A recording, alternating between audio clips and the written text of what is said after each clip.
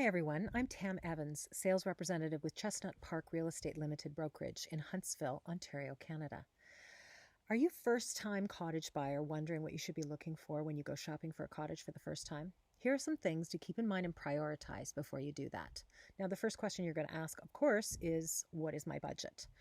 But after that, consider how far you want to drive from your permanent location. So if you're located in Toronto, for example, maybe a 2.5 hour drive is the maximum you'll be willing to do. And so if that's the case, we'll look on a map and determine geographically how far you should be looking.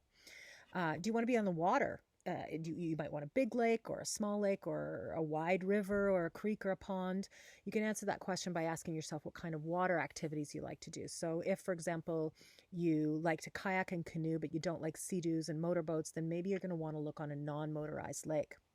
But if you like to water ski and take the kids tubing, then you're going to want to look on a lake that allows boats. So how important is privacy? Maybe will you be bothered if there's a dock within 100 feet of your dock? Do you want to access your cottage in the winter months? If so, you need a cottage on a road that is maintained year-round, has insulation, and maybe a heated water line for the well so that you can have water in the cold months.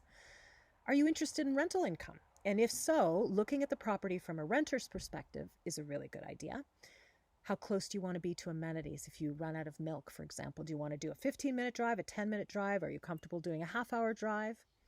How mobile are you and your guests? Do you have parents that will visit and might have a hard time getting down to the water? In other words, what kind of a slope are you interested in on your property? How many steps would be the maximum that your family members could manage?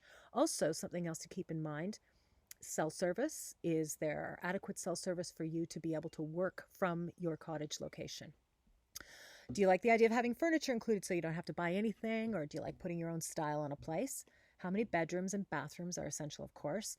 Do you expect guests, and where would you put them if they arrived? Understanding that with permissions, you might be able to build bunkies or additions, and permits to build near water must always be cleared with the municipality. Now, there are different water qualities in lakes. Some lakes are less expensive but have brown water. They're called tea lakes, and it just means that rivers on either side of the lake are squeezing water through organic material and tannins, just like tea, which turns the water a brown color. They're still clean, even though they're brown, but some people prefer clear water. Do you like hard-packed sand, or are you okay with a few weeds and a muddy bottom?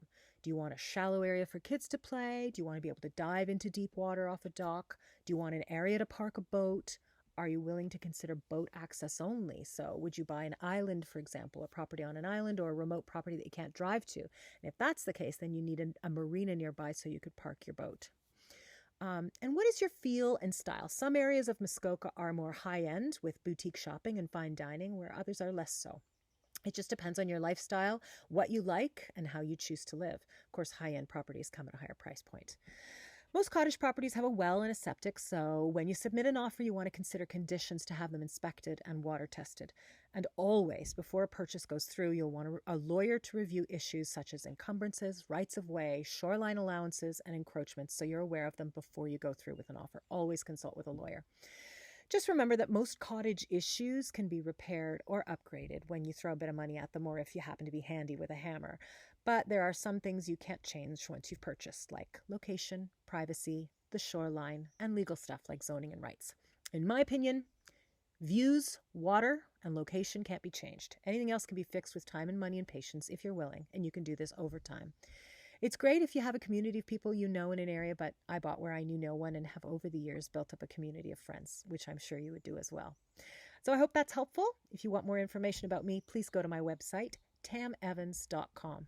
Thanks for watching.